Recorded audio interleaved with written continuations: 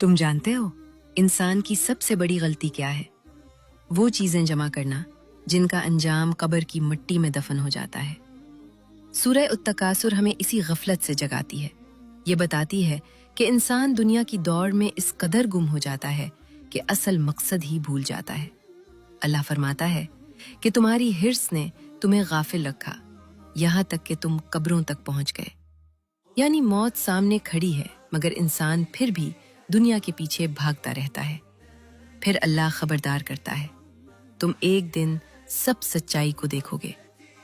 पहले इल्मो अल यकीन के साथ, फिर अपनी आंखों के सामने ऐन अल यकीन की सूरत में, और फिर जहन्नम को यकीन की आखिरी हद हक को अल यकीन के तौर पर सामने देखोगे।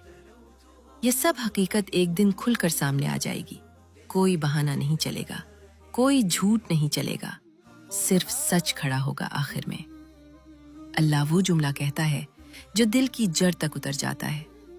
उस दिन तुमसे हर नेमत के बारे में सवाल होगा।